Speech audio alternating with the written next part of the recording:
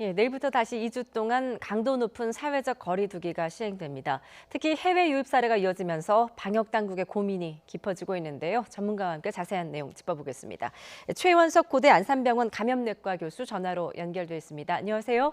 네, 안녕하세요. 예, 먼저 어제 하루 신규 확진자 상황부터 좀 정리를 해보겠습니다. 81명으로 전날보다는 다소 줄었는데 지금 상황 좀 어떻게 보고 계십니까? 네, 지금 보면 이제 매일 한 100명 안팎의 신규 환자가 발생하고 있는 것으로 보이는데요. 이전에 대구 경북에서 큰 유행이 있었던 것에 비해서는 많이 줄어든 것이 맞지만 여전히 환자 발생 수가 적지는 않고 특히 서울 경기 지역에 대한 우려가 좀 많이 있습니다. 지금 상태가 이제 사회적 거리두기, 시민들이 해주시는 이런 노력이나 정부의 방역, 또 기후와 같은 환경적인 요인, 또 바이러스의 측면에서는 어떤 전염력, 이런 것들이 어느 정도 균형을 이루면서 한 100명 내외의 신규 환자분들이 발생하고 있는 것으로 보입니다.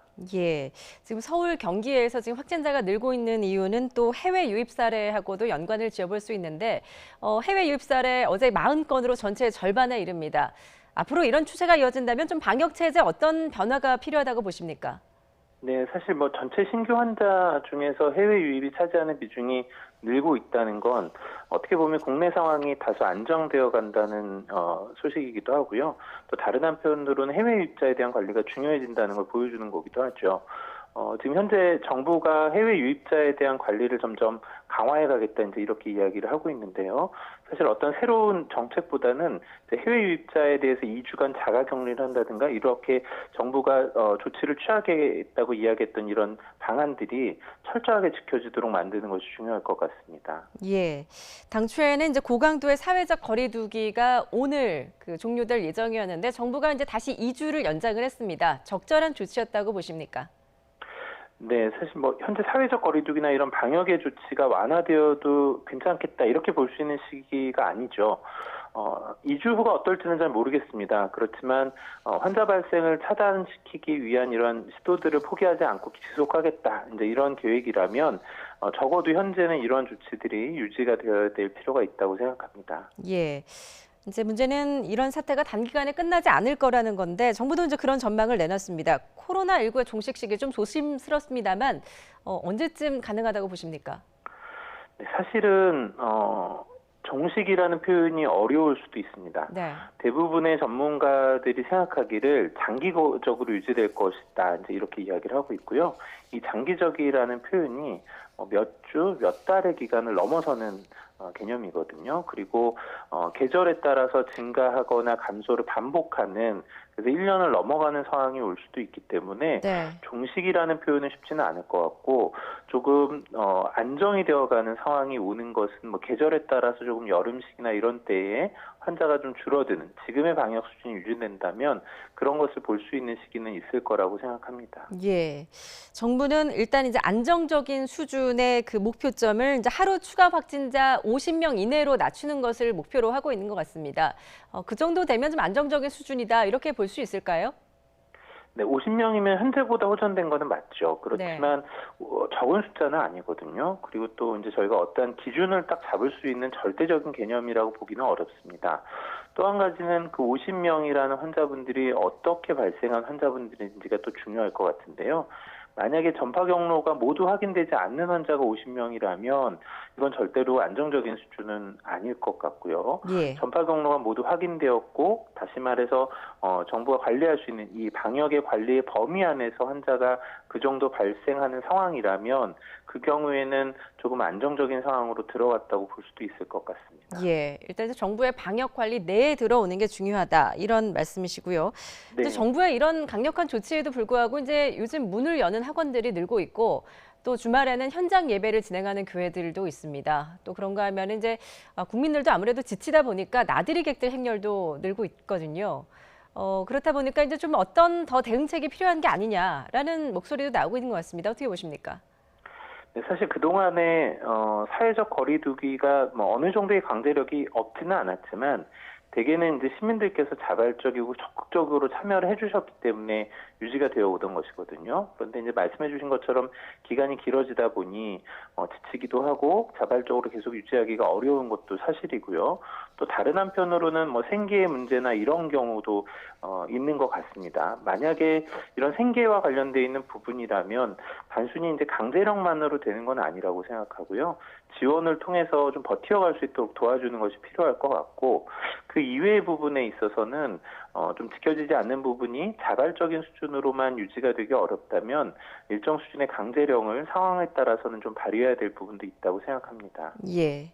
지금 이제 병원에서의 집단 감염도 끊이지 않고 있습니다. 의정부 성모병원 관련 확진자가 지금 계속 나오고 있고 또 아산병원에서도 2명의 확진자가 나왔거든요. 병원발 집단 감염 왜 이렇게 막기 힘든 건가요? 사실 병원의 구조상 이런 집단 감염의 발생 위험이 굉장히 높죠. 여러 사람들이 한꺼번에 모여 있는 상황이고 대부분이 고위험군에 해당되는 분들이기 때문에 걸렸을 경우에 피해가 커지는 상황이기도 합니다. 이러한 구조적인 체계가 바뀌지 않으면 당장 위험을 아주 극단적으로 낮추기는 사실은 좀 어렵고요.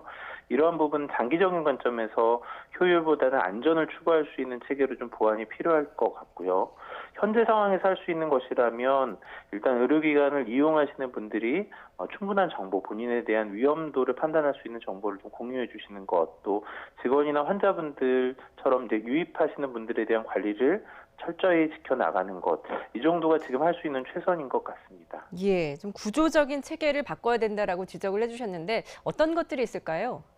사실 우리나라의 의료 체계는 굉장히 접근성이 높은 체계죠. 그러다 보니 다인실의 구조로 대부분은 되어 있고요. 환자분들의 입원이나 치료가 굉장히 편안합니다. 이거는 굉장히 큰 장점이긴 하지만 다른 한편으로는 사람 간의 전파가 가능한 질환에 있어서는 쉽게 퍼져나갈 수 있는 상황이 되는 거죠. 저희가 2015년에 메르스 때도 이러한 접근성 위주로 되어 있는 병원의 구조가 결국은 병원 내 감염의 전파를 더 용이하게 만들 수 있다는 이야기를 했었거든요. 네.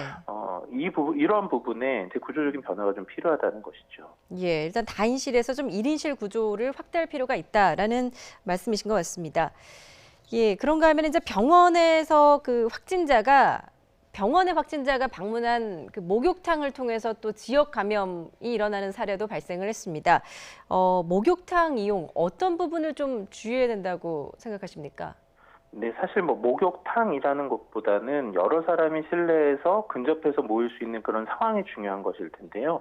목욕탕의 특징을 조금 더 생각해 보면 되게 뭐 마스크를 착용하거나 이러기는 어려울 것이고 또 뭐 세안을 하거나 얼굴에 손을 대거나 이런 행위가 반복될 수밖에 없죠. 사실 이런 시설을 이용하시는 분들을 보호하는 방법은 감염 가능성이 있는 분들이 이용하지 않는 것이 가장 중요합니다. 뭐 흔히 몸이 안 좋으면 뭐 사우나를 가거나 목욕을 해야겠다라고 생각해서 가시는 경우도 있으실 텐데 그러면 절대로 안 될 것 같고 뭐 무증상에 대한 부분까지 완전히 막기는 어렵다고 하더라도 적어도 작은 증상이라도 있는 분이라면 이용하지 않도록 하시는 게 가장 중요한 부분이라고 생각합니다. 네. 자, 그런가 하면 이제 해외 상황도 좀 짚어보도록 하겠습니다. 지금 미국의 상황이 심상치가 않은데요. 뭐 날마다 수만 명의 확진자가 쏟아지고 있고 또 하루 사망자도 1,000명을 넘고 있다고 합니다. 왜 이런 사태가 발생했다고 좀 진단을 하고 계십니까? 네, 초기 전파를 차단하는데 좀 실패한 부분이 있다고 생각을 합니다. 초기에 전파가 되어가는 부분을 빨리 발견하고 차단하는 조치를 하지 못하면 그 다음부터 발생하는 환자의 숫자는 굉장히 기하급수적으로 늘어나기 때문에 늘어난 이후에는 찾아내더라도 더 이상 막아내는 것은 조금 어렵고 결국 발생한 환자분들에 대한 조치받기는 되지 못하는 상황이거든요. 그래서 예. 가능하면 초기에 검사 역량이 좀 늘어나고 검사할 수 있는 범위를 확대하고 이를 통해서 전파를 차단하고 이 시기가 놓쳐지지 않도록 하는 것이 가장 중요한데 이 시기를 놓친 것이 아닌가 생각이 됩니다. 예. 지금 유럽에서는 확산세가 좀 정점에 가까웠다 이런 이야기들이 나오고 있는데 그렇지만 뭐 여전히 인명 피해 규모가 좀 심각한 수준 아닙니까? 언제쯤 유럽의 상황도 좀 진정될 수 있을까요? 네, 뭐 외국의 상황도 진단하기 쉽지는 않죠, 예측하기는. 네. 일단 뭐 신규 확진 발생이 아마 정점이 먼저 올 거고요. 그 이후에 사망자 발생의 정점이 조금 뒤이어서 올 텐데 이런 게 우리나라에 비해서는 이제 방역의 조치들이 적절하게 이루어지지 못하면서 유행의 공성이 굉장히 가파르게 올라가고 그 다음에는 조금 가파르게 떨어지는 양상을 보일 가능성이 있습니다. 다만 이제 방역의 조치가 좀 이루어지고 있고 기후와 같은 요인들도 있으니까 정점을 딱 이야기하기는 쉽지는 않을 것 같고요. 기대하기는 그래도 5, 6월 이후라면 조금 소강 상태가 되기를 좀 기대하고 있습니다. 예, 5, 6월 이후에 좀 소강 상태가 오기를 기대한다라는 말씀까지 들었습니다. 지금까지 최원석 고대 안산병원 감염내과 교수였습니다. 잘 들었습니다. 네, 감사합니다.